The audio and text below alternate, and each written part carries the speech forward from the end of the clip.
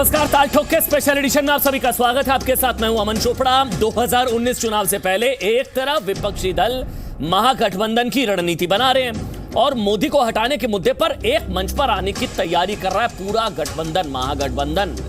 वहीं दूसरी तरफ एनडीए में शामिल दल एक के बाद एक गठबंधन से अलग राह पकड़ रहे हैं। चंद्रबाबू नायडू के बाद अब बीजेपी के सबसे पुराने साथी के साथ उसका अलगाव करीब करीब तय मानिए होने जा रहा है। अलगाव करीब 30 साल पुराने साथी शिवसेना की तरफ से बीजेपी के खिलाफ बातें तो काफी दिनों से आ रही हैं, लेकिन पहली बार बीजेपी ने भी इस मामले में कड़ा रुख अख्तियार किया है। साफ किया कि अब हम साथ साथ नहीं हैं। बीजेपी अध्यक्ष अमित शाह ने महाराष्ट्र के बीजेपी कार्यकर्ताओं से अकेले चुनाव लड़ने की तैयारी करने को कह दिया है।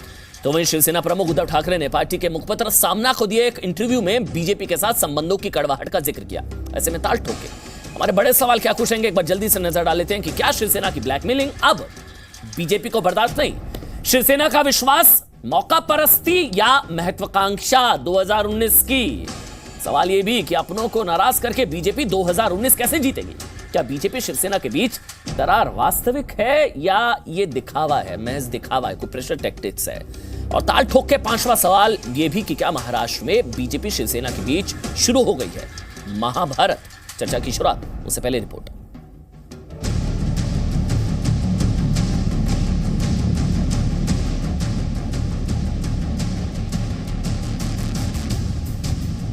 सरकारला आज मतदान करायचंच असतं आम्हाला, तर मग इतके दिवस आम्ही सरकारला आज जे सगळे मिळून बोलतायत, मग नोटबंदी असेल, जीएसटी असेल, भूसंपादन कायद्याबद्दल असेल, इनका कोई विश्वास नहीं किया जा सकता, चाहे शिवसेना हो चाहे भारतीय जनता पार्टी हो। जहाँ तक कि कांग्रेस एनसीपी की बात है, महाराष्ट्र में हमने कमर कस ली है और हम तैयार हैं। चाणक्यने स्वतःच्या देशासाठी ती नीती वापरलेली, स्वतःच्या पक्षासाठी नाही। देशाच्या शत्रूला खतम करा असं कदाचित त्याची त्या नीतीत लिहिलं असेल आणि नीतिमत्तेने राज्य करा हे तर नक्कीच लिहिलं असेल। मी वाचलेली नाही चाणक्य नीती, पण ते गुण आत्मसात तुम्ही केलेत का जे स्वतः चाणक्य मानतात त्यांनी? सबका साथ सबका विकास ये मंत्र लेकर हम आगे बढ़ रहे हैं। जो हमारे साथ आए उनका स्वागत है, जो नहीं आए उनकी मर्जी। बंद कमरे में अगर कोई पार्टी का अध्यक्ष या नेता बात करता है तो उसके बारे में दूसरी पार्टी या कोई और प्रवक्ता या नेता उसके ऊपर टिप्पणी करना उचित नहीं है।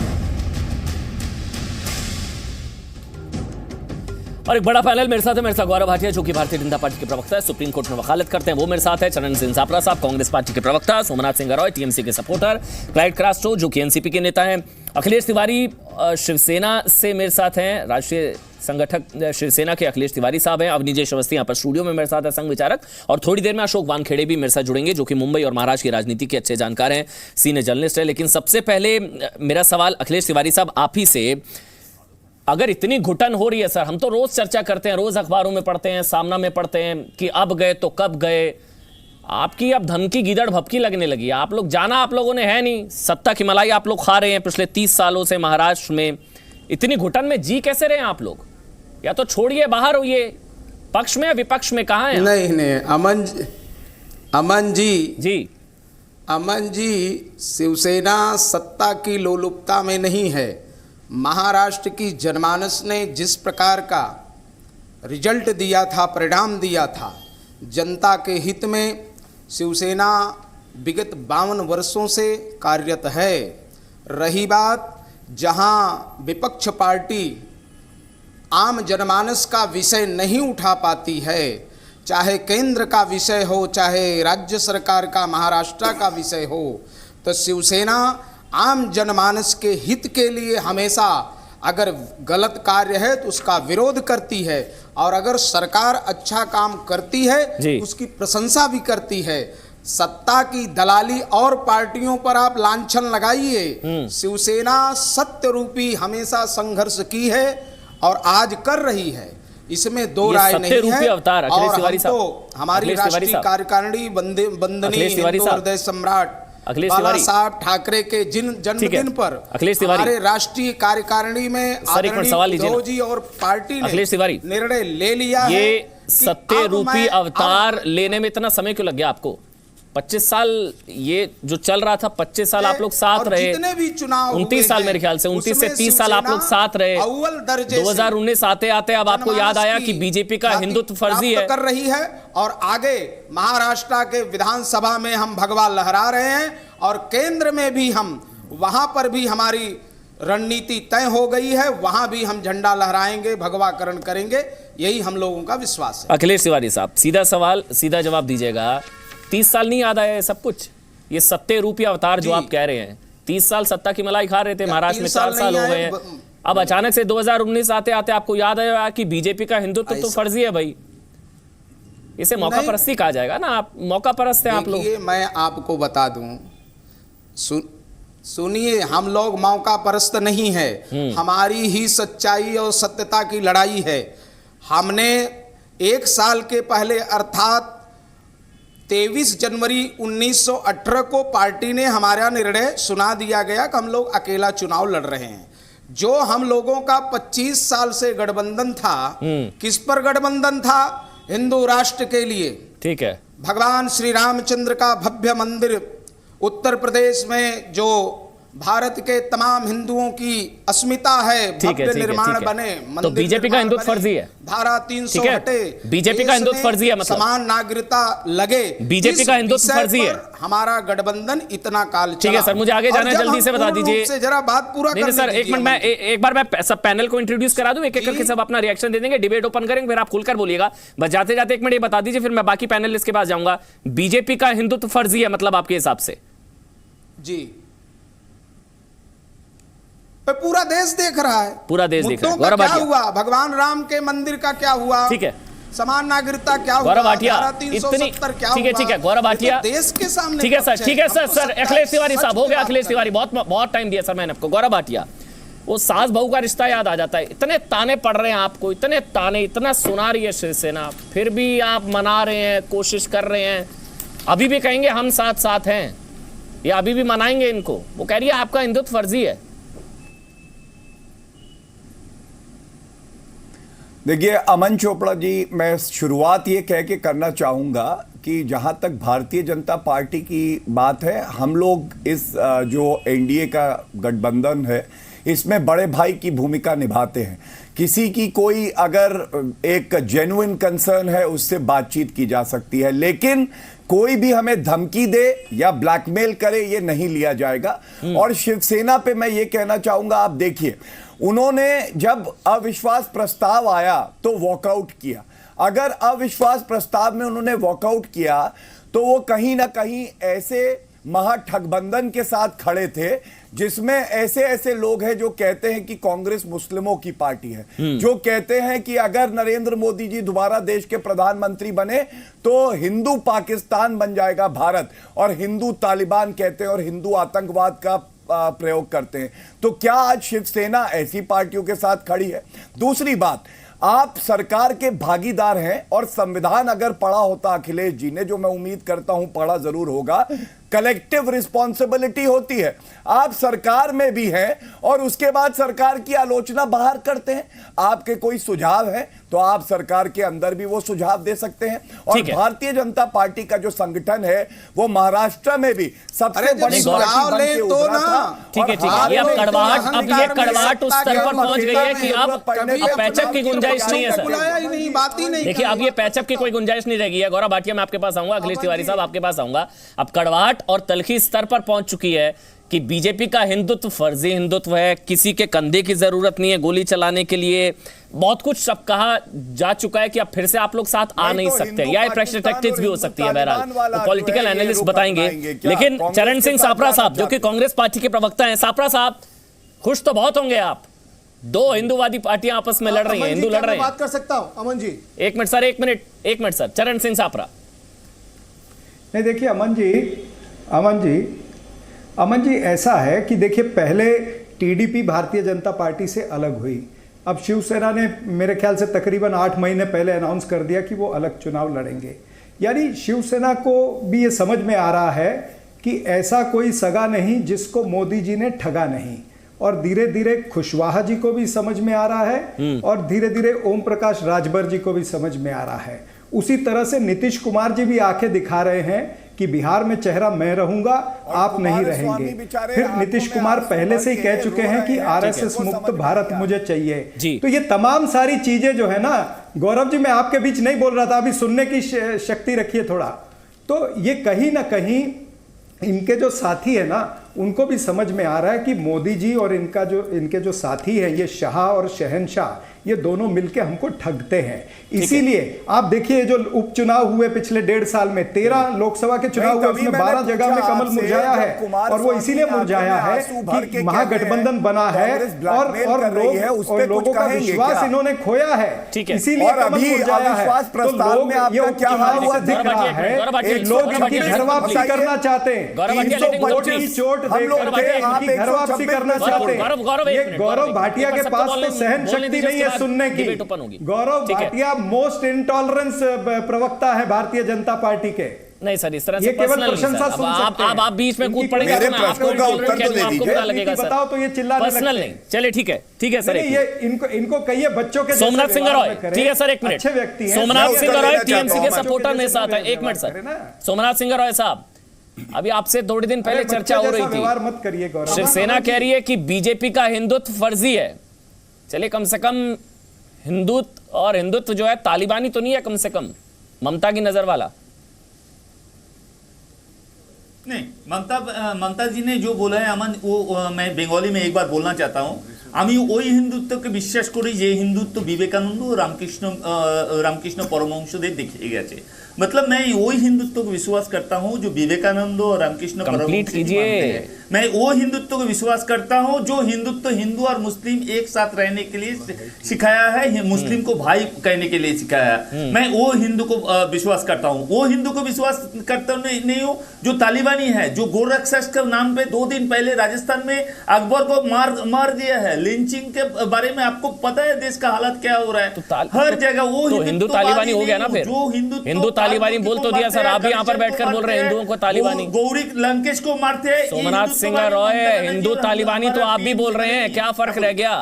आप अपने मुंह से बोल रहे हैं हिंदू तालिबानी। डेफिनेटली हिंदू तालिबानी है। तो मैं ऐसे बोलूं, मैं अगर आपको पाठ पढ़ाऊं ऐसे, तो त्रिलोचन महतो को मारा गया बंगाल में, त्रिलोचन महतो को मारा गया, दुलाल कुमार को मारा गया, धर्मराज हजरा को मारा गया। तो आपका वाला कौन सा तालिबान राज है? आपका वाला कौन सा तालिबान है? बीजेपी वाले नहीं किया। बीजेपी आमन साहब, ये बीजेपी वाले आप लोग क्या कर रहे थे फिर? ममता राज है ना, law and order state subject है। हिंदुओं को काट के मार के लटकाया जा रहा है बंगाल में। आपका वाला कौन सा तालिबान राज है सर? कोई प्रूफ है? ये टीएमसी वाले नहीं सर, आपको मुसलमानों को खुश करना है, करिए, हिंदुओं को गाली मत दीजिए बस। ऐसे ये मैं बोल रहा हूँ। सोमनाथ सिंह रॉय साहब, बहुत आसान होता है हिंदुओं को गाली देना। मुसलमानों को खुश करना है, करिए, कोई दिक्कत नहीं है। हिंदुओं को गाली देने से मुसलमान खुश नहीं होगा। ये ममता दीदी का जय माता दीदी बोल रही थी सर। हिंदुओं को गाली देने से मुसलमान खुश नहीं होगा, ठीक है? अब नीजेश अवस्थी आप लोग ये प्रूव करना चाहते हैं ममता बनर्जी एंटी हिंदू है। सर, एंटी हिंदू नहीं, हिंदुओं को आतंकी मानती है। मैं तो और आगे बढ़ रहा हूँ। ममता बनर्जी हिंदुओं को आतंकी मानती है, हिंदू तालिबानी कहती है। अब नीजेश अवस्थी, इनकी बात का जवाब देना। अब नीजेश अवस्थी सर, एक मिनट। अब नीजेश अवस्थी सब साथ को छोड़ रहे हैं। क्या सहयोगियों को साथ नहीं रख पा रही बीजेपी? अब शिवसेना का लगभग तय हो चुका है, रिश्ता टूटना ही है। अमन जी, सब एक एक करके साथ छोड़ रहे हैं। टीडीपी, शिवसेना, बहुत पार्टियां इस तरह की। अब नीजेश अवस्थी हो क्या रहा है? अमन जी देखिए, ये राजनीतिक सवाल राजनीतिक लोगों से पूछना चाहिए, लेकिन एक बात मैं बड़ी साफ सी कहता हूँ कि इस देश में जिस तरीके की स्थितियां हैं, जिस तरीके से एक पार्टी ने अपने आप को कहा कि मैं मुस्लिम की पार्टी हूँ, जिस तरीके से अभी आपने सिंगाराय से कहा कि वहाँ आपने नहीं कहा, हाई कोर्ट ने कई बार ममता बनर्जी की सरकार को फटकार लगाई कि आप ये क्यों तुष्टीकरण कर रहे हैं। अब सवाल ये है, शिवसेना बताइए, शिवसेना को छोड़ के जा रही है। एक बात बड़ी साफ, शिवसेना कह रही है कि बीजेपी का हिंदुत्व दरअसल फर्जी हिंदुत्व है। इस पर बताइए। नहीं, एक बात सुनिए कि किसी को भी ये कहने का हक नहीं है। आप महाराष्ट्र तक सीमित हैं, पूरे देश में जिस पार्टी का फैलाव है उसके लिए अगर आप इस तरीके की बात करते हैं, एक बात। दूसरी बात, अगर आपने 7 चुनाव लड़ा था, असहमतियां हो सकती हैं 2 दलों के बीच में, लेकिन जब अविश्वास प्रस्ताव संसद में आता है तो उस समय साथ खड़े रहना किसी भी पार्टी का ये नैतिक दायित्व है। नहीं सर, मुझे लगता है साथ में आप कौन से नैतिकता की बात कर रहे हैं? मुझे लगता है कि महाराष्ट्र की जनता को, महाराष्ट्र की जनता को क्या जवाब देंगे? सामना में जो लिखा जाता है, सामना में जो कहा जाता है, सामना में जो इंटरव्यू है जो हम इस वक्त चला भी रहे हैं, एक बार उसको सुन लेंगे ना जब बीजेपी के नेता, या उसको पढ़ लेंगे, तो कोई फिर नहीं कॉल करेगा। शिवसेना के नेता तो दावा कर रहे थे कि बीजेपी के अध्यक्ष अमित शाह फ्लोर टेस्ट वाले दिन 5 फोन कर रहे थे उद्धव ठाकरे को, उद्धव ठाकरे ने फोन नहीं उठाया उनका। अब जो हालात हैं सर, अभी सरकार अब थोड़ी ना नैतिकता की बात रह गई। सरकार में है कि नहीं वो क्लाइट का वही तो मैं सवाल पूछ रहा हूं, पूछूंगा मैं। सत्ता की मलाई भी चल रही है साथ में, शिवसेना वाले सरकार में तो है ना। क्लाइट करास्ट्रो साहब, क्लाइट करास्ट्रो, अमन स्वागत है शिवसेना का। सुनिए, अमन एनसीपी स्वागत करेगी शिवसेना का। देखिए अमन जी, मेरे से प्रश्न ये स्वागत करने की बात तो बहुत दूर रही। ये जो शिवसेना और बीजेपी के बीच में जो बातें चल रही है वो एक ड्रामेबाजी है। ये अच्छा। आज एक बात करेंगे, कल सुबह उठकर दूसरी कई बात करेंगे। उनका कैसा चल रहा है कि आज उनको लगा कि बीजेपी का थोड़ा पलड़ा भारी हो गया तो उनको एक दूसरी बात करें, बीजेपी को लगा शिवसेना का पलड़ा थोड़ा भारी हो गया तो उनके खिलाफ बात करेंगे। मूल उसका कारण ये है कि ये सत्ता से दूर नहीं रह सकते। रोज सुबह उठकर ये अपना बताना चाहते कि मैं तुमसे सरस हूं, ये कहता मैं तुमसे भारी हूं, इसलिए रोज के रोज ये कुछ ना कुछ बातें करते। कभी कहते कि ये गलत है, कभी कहते कि सही है, कभी कहते कि हम विरोध करेंगे, कभी कहते कि हम तटस्थ रहेंगे, कभी किस दिन अपने मुख पत्रक से कांग्रेस की तारीफ कर दी, वो जाकर कहीं और संपर्क करते समर्थन के लिए, तो ये जाकर कहीं और किसी से बात करते। आप कह रहे हैं ड्रामेबाजी है कि आप सुनते रहिए, ड्रामेबाजी आपके हिसाब से। हम अकेले लड़ेंगे, ठीक है, क्लाइट करास्ट्रो, एक मिनट। अकेले कोई लड़ने वाला नहीं, कोई लड़ने वाला नहीं। अखिलेश तिवारी, कोई अकेला ठीक है सर, एक मिनट जवाब ले लेते हैं अखिलेश। और ठीक है क्लाइट होने वाले हैं। ठीक है क्लाइट करास्ट्रो, आप लोग ड्रामेबाजी कर रहे हैं सर, ये प्रेशर टैक्टिक्स है। दरअसल ये सीटों का मोलभाव करना है कि 2014 से पहले वाला सीट अरेंजमेंट हो जाए, और कांग्रेस ये प्रेशर टैक्टिक्स है, आपका और कुछ नहीं है। अखिलेश तिवारी, इनका आप गठबंधन देख लीजिए, इन्होंने इतना बड़ा भ्रष्टाचार किया, इनकी सरकार पूरे महाराष्ट्र से छोड़िए ना, अपनी बात करिए ना। साथ तो नहीं आ जाएंगे फिर से? ये है, साथ तो नहीं आ जाएंगे, वो कह रहे हैं ड्रामेबाजी कर रहे हैं आप लोग। भाई साहब, आप लोगों ने बीजेपी में पहले आप मेरा विषय तो आप छोड़ दीजिए ना, आप भ्रष्टाचार की बात कर रहे हैं। हमारे ऊपर कई खुद जो है आपके लोगों ने तो भ्रष्टाचार कहा। ऐसी आई कि हम लोगों का जो गठबंधन था, हाँ, वो अस्पष्ट हिंदुत्व पर था। जैसे भी आरएसएस के विचारक ने कहा कि ये गलत बात है। कैसे गलत बात है? 4 साल हो गए, भगवान राम के मंदिर का क्या हुआ? जब आप जीएसटी एक झटके में ला सकते हैं, नोटबंदी ला सकते हैं, तो भगवान राम लला तो आपको 29 साल क्यों लग गए? लाखों लोग आपको भगवान राम की याद आने में 29 साल क्यों लग गए? 2019 याद आते आते भगवान राम याद आ गए। 2019 आते आते भगवान राम याद आ गए। 5 साल 29 साल भगवान राम याद नहीं आए, 4 साल भगवान राम याद नहीं आए, किसान 4 साल हिंदुत्व बढ़ गया था। हमारे तो रुके क्यों हो? आज ही तोड़ दीजिए, ठाकरे जी कह दीजिए कि हमें नहीं चाहिए। तो बाहर आइए ना सर गठबंधन से, बाहर आइए ना गठबंधन से। क्लाइट करास्ट्रो, ये सरकार जो भ्रष्टाचारी जा रही है, अखिलेश तिवारी, अखिलेश तिवारी, अखिलेश तिवारी, आपको कोई अखिलेश तिवारी, अखिलेश तिवारी, जो हमारे अखिलेश तिवारी, भारतीय जनता पार्टी इतनी बुरी है तो बाहर क्यों नहीं आते हैं? केंद्र में भी, राज्य में भी सत्ता की मलाई भी खाएंगे और जिम्मेदारी भी नहीं लेंगे, कोसेंगे भी। नहीं होने पाएगी। ठीक है गौरव भाटिया, भव्य मंदिर बनेगा। एक मिनट क्लाइट साहब, एक मिनट क्लाइट साहब, आऊंगा मैं, एक मिनट क्लाइट साहब, एक मिनट रुकिए आप, आऊंगा सर, आऊंगा। क्लाइट साहब रुकिए आप एक मिनट। अखिलेश तिवारी, अमित शाह, अखिलेश तिवारी बाहर आ जाइए ना फिर, छोड़िए ना, आपकी बात का वजन नहीं लगता है, आपकी बात का कोई वजन नहीं है। आप सत्ता में भागीदार हैं, आप राज्य में बने हुए हैं, केंद्र में बने हुए हैं, आपकी बात का कोई वजन नहीं है आज। अखिलेश तिवारी, आप जिसको कोस रहे हैं उसके साथ आप सत्ता में भागीदार हैं जी, आप जिसको कोस रहे हैं उसके साथ सत्ता में भागीदार हैं। हिम्मत है तो बाहर आइए, हिम्मत है तो बाहर आइए। आने वाले चुनाव में दिख जाएगा। चुनाव तक क्यों है फिर? फर्जी हिंदुत्व के साथ क्यों है फिर चुनाव तक? ये फर्जी हिंदुत्ववादी पार्टी है ना आपके हिसाब से? बाहर आइए। सुनिए, ठीक है अमन, प्रश्न ये हो गया गौरव भाटिया 30 सेकंड में जवाब दीजिएगा, बस 30 सेकंड। विरोधी जो पक्ष है सब समझौते कर लेते हैं, ठीक है। हमें सच्ची सेवा भारतीय जनमानस की करनी है। हम सत्ता में रह करके सरकार पर अंकुश लगाएंगे। ये बहुत बढ़िया है सर, ये बहुत बढ़िया है। सत्ता की मलाई भी खाएंगे, सत्ता में भी रहेंगे, जिम्मेदारी भी नहीं लेंगे, कोसेंगे भी। अखिलेश तिवारी साहब, ये बहुत बढ़िया राजनीति का स्टाइल है। चलिए ठीक है, गौरव भाटिया। बीजेपी के लोग सत्ता को भोग समझ रहे हैं। ठीक है, ठीक है, गौरव भाटिया। हमेशा सत्ता को साधना समझी है। 4 साल आपने क्या समझा था फिर? अब इनको चुप कराइए ना अमन, ऐसे थोड़ी ना है सर, कि आपके चलता सहयोगी रहेगा, मैं ये कैसे बोलते चुप कराऊंगा रहेंगे। सर? आपके सहयोगी है, चुप नहीं हो रहे, मैं कैसे करा दूं सर? नहीं, क्यों नहीं, सर, एक एक आपके करके सहयोगी बोलेंगे आपकी ना। नहीं सुन रहे, देखिए ना। देखिए, पहली बात जी, बोलिए, आपने बोलिए। बिल्कुल सुनिए अमन, पहली बात आपने बिल्कुल सही बात कही कि जब अविश्वास प्रस्ताव आया तो ये तो इनकी नैतिक जिम्मेदारी थी कि ये जो है अविश्वास प्रस्ताव को डिफीट कराए, लेकिन ये लोग सत्ता की मलाई भी खा रहे थे और वॉकआउट भी कर रहे थे। और बाल ठाकरे साहब की याद आ गई कि शेर दिखाई देता था, आज वही शिवसेना एक बिल्ली की तरह बनी हुई है और वो कहीं ना कहीं उन शक्तियों के साथ खड़ी हो गई है जो हिंदुओं का अपमान करते हैं, उनकी भावनाओं को ठेस पहुंचाते हैं और हिंदुओं को आतंकवादी बुलाते हैं। मैं आपके बीच में नहीं बोला था और आपसे ज्यादा ऊंची आवाज करके आपकी आवाज को दबा भी सकते हैं, तर्कों की धार से आपको काट भी सकते हैं, इसलिए बीच में मत बोलिए। दूसरी बात आप, मैं एक बात पूछना चाहूंगा कांग्रेस के प्रवक्ता एनसीपी और टीएमसी से। ये लोग कहते हैं हिंदू आतंकवाद, हिंदू पाकिस्तान और हिंदू तालिबान।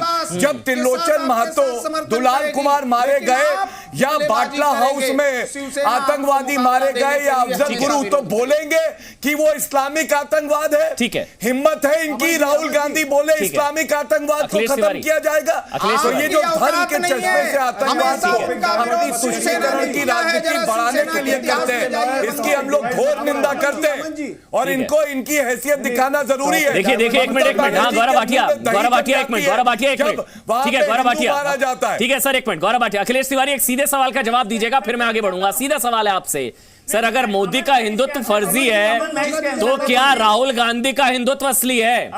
क्या ममता बनर्जी का हिंदू तालिबान वाला हिंदुत्व असली है? नहीं, राहुल कौन सा वाला हिंदुत्व असली है? राहुल का, ममता का या मोदी का? होना चाहती है तो आपकी मर्जी है।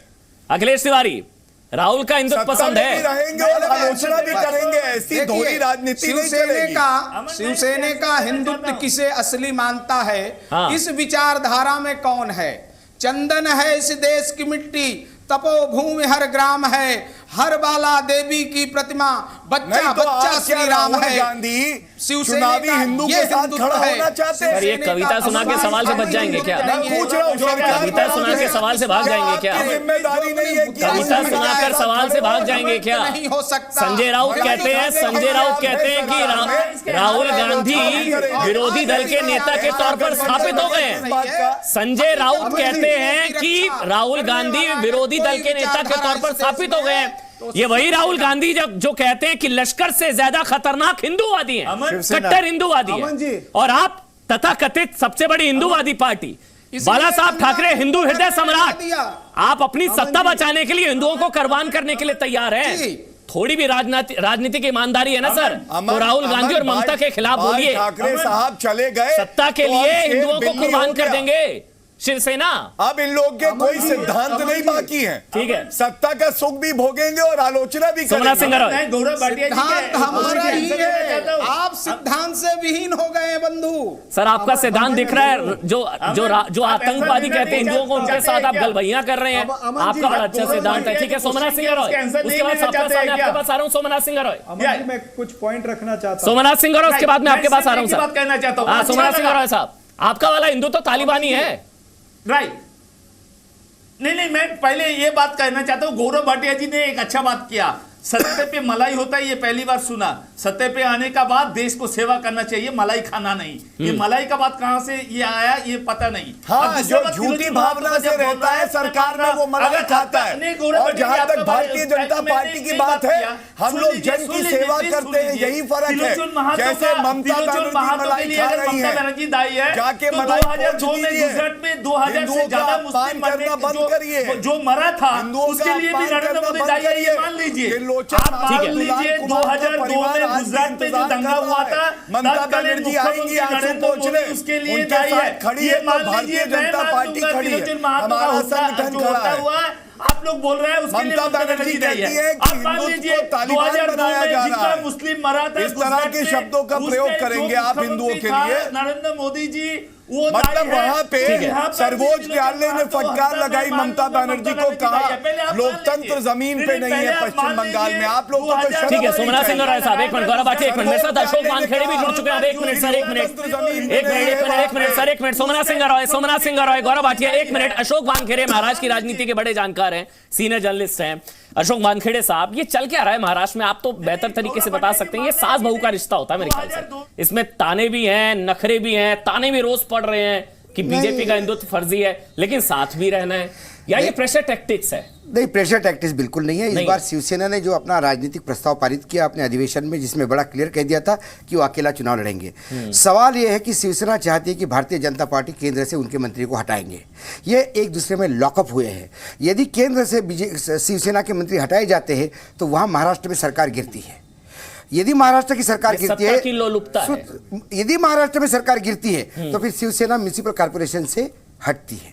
ये सब एक दूसरे के इंटरेस्ट है। अच्छा। लेकिन साथ में नहीं जाना, ये कहीं ना कहीं कम्युनिकेशन गैप है। भारतीय जनता पार्टी और शिवसेना, इनका जो गठबंधन हुआ था, इसकी नींव डाली थी प्रमोद महाजन ने। शिमला में बीजेपी का जब अधिवेशन हुआ था और तब एक हिंदुत्व का प्लान सामने लाने का प्रयास किया था। पहली बार बॉम्बे में एक उपचुनाव हुआ, उसमें शिवसेना और बीजेपी पहली बार साथ में आए और थंपिंग मेजोरिटी में जीते। उसके बाद एक समीकरण नया मिल गया प्रमोद महाजन को, और जिसके तहत भारतीय जनता पार्टी पहले महाराष्ट्र में नहीं के बराबर थी, गिने चुने सीटें थी उनके पास। शिवसेना पूरा कोकण और मुंबई शिवसेना के कब्जे में था, ठाणे तक। नासिक में शिवसेना ने इंद्रोड़ किए, उसके बाद मराठवाड़ा और विदर्भ फिर भी अनटच था।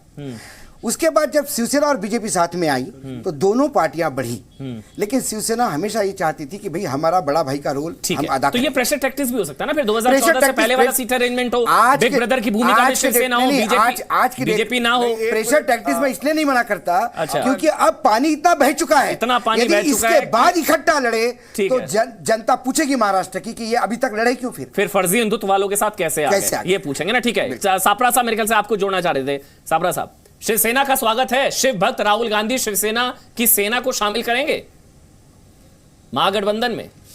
सापरा साहब, देखिए, मैं यही कहना चाह रहा था कि अभी भारतीय जनता पार्टी के प्रवक्ता शेर को बिल्ली बता रहे थे, और कौन सच्चा हिंदू है कौन फर्जी हिंदू है इसके ऊपर दोनों के झगड़े हो रहे थे। लेकिन आप अगर थोड़ा सा इतिहास देखें पीछे का, तो ये भी बात सच है कि शिवसेना बीजेपी पिछला विधानसभा का चुनाव ये अलग अलग लड़े थे, और लेकिन चुनाव के बाद में इनका अलायंस हो गया।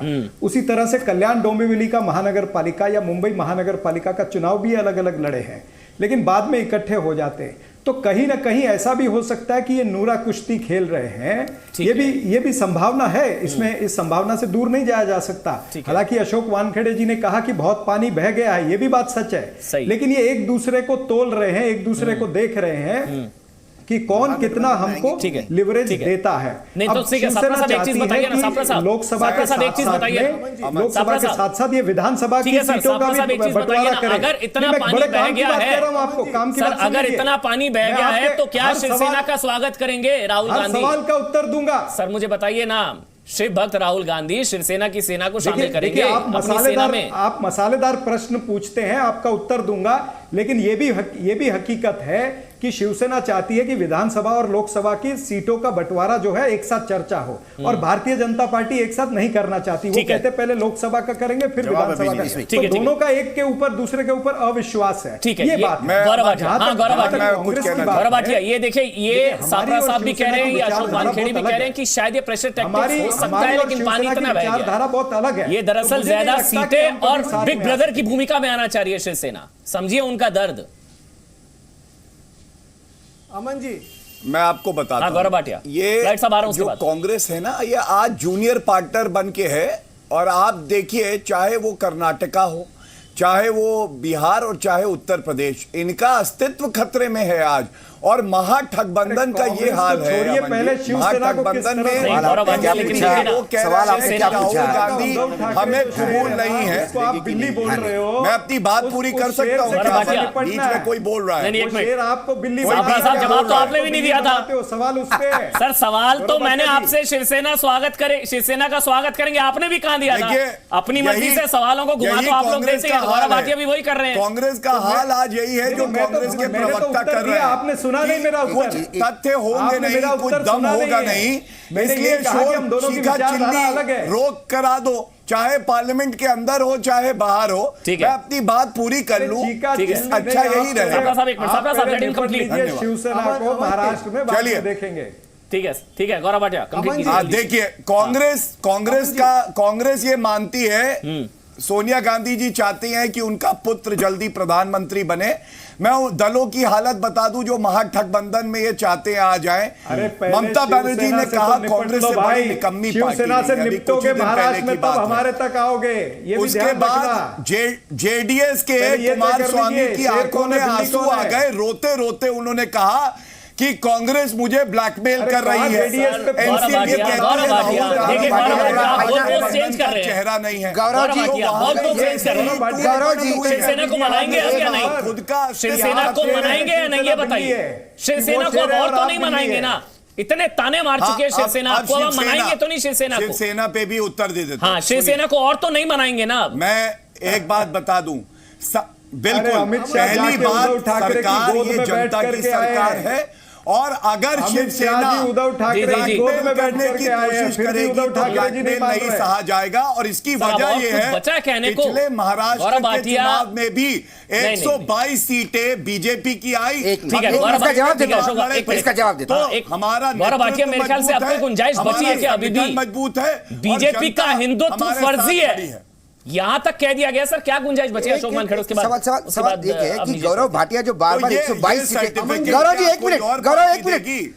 एक मिनट सुन लीजिए। जो 122 सीटें आप गिनवा रहे हैं पिछले विधानसभा की, उसका एक इतिहास भी है। ठीक है। आपने शिवसेना को फॉर्म भरने के 3 दिन पहले तक ये बोल के रोक के रखा था कि अपना गठबंधन होना है, और 3 दिन पहले जब आप लिस्ट रिलीज करते हो पूरे कैंडिडेट की, क्योंकि बीजेपी के पास पूरे प्रदेश के कैंडिडेट थे, शिवसेना के पास भाटिया जी, गौरव जी क्या हम लोग 122 सीट तो आप कांग्रेस की 42 गौरव भाटिया आपके बीच में मैं ऊंची आवाज में बोल के आपको सवाल पूछ रहा हूं। बिल्कुल नहीं, आपको मुझे सवाल पूछा गया है, मुझे बोलने दीजिए। जब आपको बात करनी है तब आप बात करिए। प्रॉब्लम ये हो गया कि शिवसेना के पास तब कैंडिडेट तक नहीं थे खड़े करने के लिए, डिच किया गया इन मोमेंट, तो डिच किया गया। आज यदि पहले से शिवसेना तैयार है और एक एक कॉन्स्टिट्यूंसी में पहले से कैंडिडेट है, तो डिलीवरी मॉडल भी देखा जाएगा। ब्लैकमेल कौन किसको कह रहा है ये तो महाराष्ट्र की जनता जान रही है। साहब ये ब्लैकमेलिंग हो रही है, नखरे हैं, ताने हैं, या मिल जाएंगे बाद में आपस में, आपको क्या लगता है? मिलकर जनता को ब्लैकमेल करते हैं। नहीं, ये सब कुछ है। मैं वही आपसे कहना चाहता हूं। ये सब कुछ जो आपने बताया, सब कुछ अभी वानखेड़े जी जो बता रहे थे ना, बहुत सच बयां कर रहे थे वानखेड़े जी। वानखेड़े जी, आपको एक बात और बोलना चाहता हूं मैं, जब आप सच बात करेंगे ना तो बीजेपी के प्रवक्ता जोर जोर से चिल्लाकर आपकी आवाज दबाने की कोशिश करेंगे। मेरा कहने का आपको एक ही है कि आप देखिए, थोड़े दिन पहले जब शिवसेना के जो कार्यकर्ता शिविर हुआ था, कार्यकर्ता शिविर हुआ था, वो शिविर में भी आदरणीय प्रधानमंत्री जी के बारे में बातें कही गई, बीजेपी के अध्यक्ष जो अमित शाह जी है उनके बारे में बातें कही गई। हमें तो ऐसा लगा कि इतनी बातें कही गई कि शाम को ही बीजेपी बोलेगी चलो हमें शिवसेना नहीं चाहिए, और बीजेपी वाले अगर तैयार नहीं होते, शिवसेना वाले निंदा करते हैं। ये सवाल पूछिए, इन्होंने तो कहा था कि विदेशी मूल की महिला हमें कबूल नहीं है, सत्य की भूख है। फिर यूपीए के साथ कैसे खड़े हो गए? अमन जी, आपसे बहुत सारी बातें की थी, आप ये मुद्दे पे बात कर रहे हैं। मेरे कहने का मतलब ये है, राहुल गांधी आप अपना नेता मान रहे हैं? दिशा भूल करते हैं। प्रधानमंत्री पद के दावेदार सारे लोग भ्रष्टाचार, परिवारवाद और सांप्रदायिक राजनीति के प्रतीक है, और आप लोग प्रवचन दे रहे हैं। आप इतना एनसीपी का जन्म इसलिए हुआ कि आपने कहा विदेशी मूल की महिला हमें स्वीकार नहीं है, और उसके बाद जाके आप यूपीए के हिस्सा बन गए, तो आज जनता आपकी ठगी देख रही है। कैसे आप लोगों को राहुल गांधी आपको कबूल है, बताइए। फैक्ट्स तो ये भी बता रहे। ठीक है sir, Gaurav Bhatia 1 minute, light साहब 1 minute, Gaurav Bhatia 1 minute, Gaurav Bhatia 1 minute, Gaurav Bhatia 1 minute, Gaurav Bhatia, light साहब। अब निजेश अवस्थी, फैक्ट तो ये भी है कि जब अलग लड़े फायदा भी हुआ है। बीएमसी का चुनाव अलग लड़े, फायदा हुआ। 2014 का विधानसभा चुनाव अलग लड़े हैं, उसमें मेरे ख्याल से 182 के 185 सीटें जीती थी 288 में से, और बीएमसी का चुनाव अलग लड़े थे, उसमें भी फायदा हुआ था।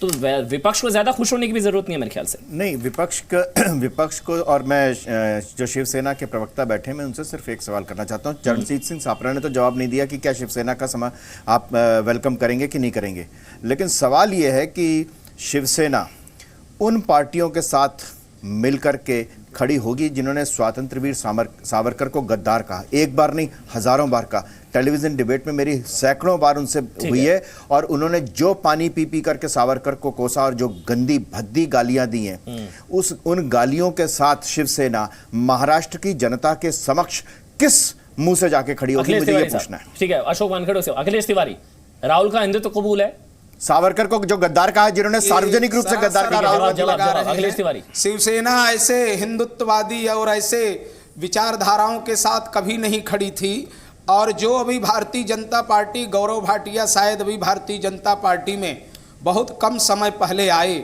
यदि इनको शिवसेना का इतिहास पता होता था तो इस प्रकार की टिप्पणी नहीं करते थे। भारतीय जनता पार्टी जब जब अड़चन में आई तो शिवसेना ने अपने आप को राजनीतिक समर्पित कर दिया। जो आप भारतीय जनता पार्टी के लिए गठबंधन की मर्यादा तोड़ के बोलते हैं वो उचित है। आप सामना में हमारी पार्टी के बारे में आलोचना करें जब आप सरकार का हिस्सा है तो वो मर्यादा है। और आपने सारी सीमाएं लांघ दी अखिलेश तिवारी साहब, आप क्यों मर्यादा की उम्मीद कर रहे हैं? ठाकरे की पार्टी वो थी जो बाला साहब ठाकरे एक बार कह देते थे उसका पालन करते थे, और आज आप कांग्रेस जैसी पार्टी का समर्थन करते हैं जब आप अविश्वास। चलिए ठीक है, एक मिनट अखिलेश तिवारी, एक मिनट ठीक है गौरव भाटिया, एक मिनट गौरव भाटिया, अखिलेश तिवारी एक मिनट, हाँ सर मैं उसके बाद आऊंगा। एक मिनट अखिलेश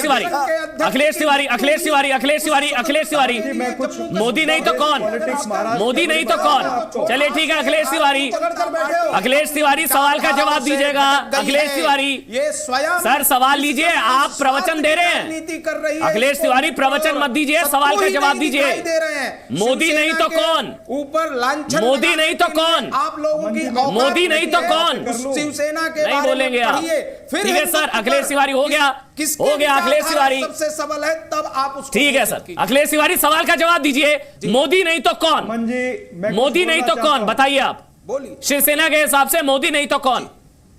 शिवसेना पूरे देश में भारतीय मतलब प्रधानमंत्री उद्धव ठाकरे विकल्प में, प्रधानमंत्री उद्धव ठाकरे कांग्रेस के विकल्प में भारतीय जनता पार्टी आई, भारतीय जनता पार्टी के विकल्प में इस देश में सिर्फ एक ही पार्टी है, उसका तो मतलब उद्धव ठाकरे प्रधानमंत्री और उसकी निशानी है ये हसीन सपने। मतलब उद्धव ठाकरे प्रधानमंत्री, उद्धव ठाकरे प्रधानमंत्री, तो हमारे पक्ष प्रमुख पर निर्णय है किसको बनाना है। चलिए लेकिन शिवसेना के अलावा इस देश में अशोक वानखेड़े, देखिए ये झगड़ा क्यों है? ये अब उद्धव ठाकरे भी प्रधानमंत्री की रेस में बिल्कुल बिल्कुल नहीं, अब क्या है, ये तो ऐसा इनका स्टेटमेंट है, लेकिन ऐसा कोई मनीषा उनकी भी नहीं है, वो भी जानते हैं। देखिए शिवसेना का प्रॉब्लम क्या है? शिवसेना का प्रॉब्लम यह है कि शिवसेना यदि बीजेपी महाराष्ट्र में बढ़ती है तो वो किसका वोट शेयर खाएगी? वो शिवसेना का शेयर खाएगी। बीजेपी का बढ़ना शिवसेना के अस्तित्व के लिए खतरा है।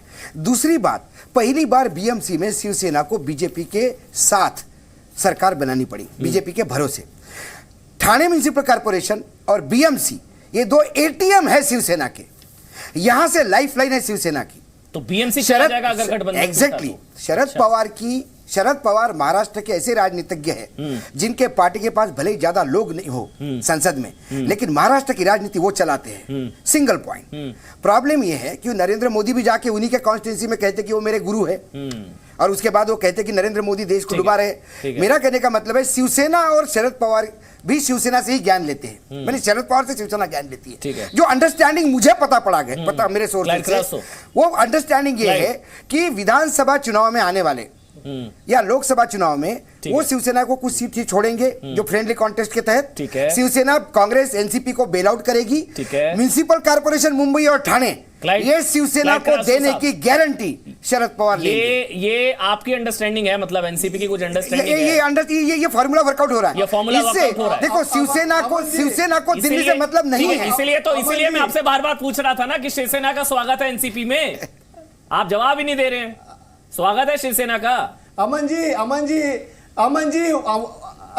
जी वानखेड़े जी ने जो बात बताई है ना, वो एक बहुत बढ़िया बॉलीवुड स्क्रिप्ट की तरह लगता है। शायद उन्होंने एक पिक्चर बना ली चाहिए, बहुत अच्छा उनका पिक्चर चलेगा। कोई वहां पे विचारधारा नहीं है। नहीं आप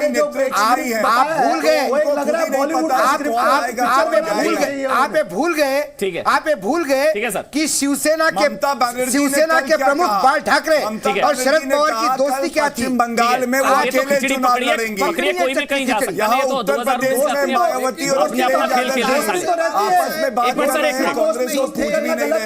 एक मिनट सापरा साहब कुछ बोलना चाह रहे हैं, उसके बाद गौरव भाटिया। मेरे पास 1 मिनट का वक्त है। 30 सेकंड। बॉलीवुड फिल्म बन सकता है। सर फिल्म भी तो बन रही है यहाँ पर। हीरो कौन है यही तो देख रहे हैं। रोज हीरो कौन है यही तो देख रहे हैं। 1 मिनट सर, सापरा साहब साथ में मलाई खा रहे हैं। सापरा, उसके बाद गौरव भाटिया। चरण सिंह सापरा बता दीजिए सर, शिवसेना का स्वागत है या नहीं? अमन जी मैं वानखेड़े नहीं, मैंने आपको पहले ही कहा कि शिवसेना और कांग्रेस पार्टी की विचारधारा अलग है, ऐसी कोई संभावना मुझे लगती नहीं है। लेकिन वानखेड़े जी ने जो बात कही उसकी शुरुआत में उन्होंने बहुत ठीक बातें कही है कि शिवसेना को यह लगता है कि हमारा vote bank Bharatiya Janata party खा लेगी। और जो मुद्दे हैं महाराष्ट्र के, जैसे किसानों का मुद्दा है वो अभी प्रलंबित है। भीमा कोरेगांव का जो गड़बड़ हुई वहां पर 3000 दलितों के ऊपर केसेस हुए, वो मुद्दा प्रलंबित है। उसी तरह से अनेक सारे मुद्दे महाराष्ट्र के अंदर का मुद्दा है या और तमाम सारे मुद्दे हैं जिसमें शिवसेना आगे बढ़कर के चल रही है। अब शिवसेना को लगता है भारतीय जनता पार्टी उनकी ये बातें सुन नहीं रही है जो शिवसेना चाहती है। महाराष्ट्र आरक्षण पे या भीमा कोरेगांव के नाना रिफाइनरी बहुत बड़ा अड़चन बन चुका है। शिवसेना उसका विरोध कर रही है। नाना रिफाइनरी भारतीय जनता पार्टी हो गया सर। सापरा साहब थैंक यू सापरा साहब। भारतीय जनता पार्टी देश में और महाराष्ट्र में भी सबसे बड़ी पार्टी है और वो इसलिए है कि हमारे पास नरेंद्र मोदी जी जैसा नेतृत्व है, महाराष्ट्र में फडणवीस जी जैसा नेतृत्व है। और दूसरी बात, शिवसेना को आज चुनना होगा कि वो भारतीय जनता पार्टी के साथ खड़े हो जो विकास की बात करती है, हिंदुओं की अस्मिता के लिए अभी भी कोई गुंजाइश है। मतलब इतना सुनने के बाद बीजेपी के साथ यार संबंध बनाने के बाद क्या रहता है? कौन सी हिंदुत्ववादी पार्टी? कश्मीर में जब आप पीडीपी के साथ चले गए तब आपका विचारधारा कहाँ चली गई? कोई विचारधारा पे राजनीति होती है क्या देश में? देख रही है आपको। चलिए ठीक है, बहुत बहुत शुक्रिया आप सभी का, बहुत बहुत शुक्रिया आज तुक्के में मेरे साथ जुड़ने के लिए। मतलब बातों बातों में लग रहा है कि गुंजाइश अभी भी बनी हुई है। वैसे राजनीति में सब कुछ संभव है।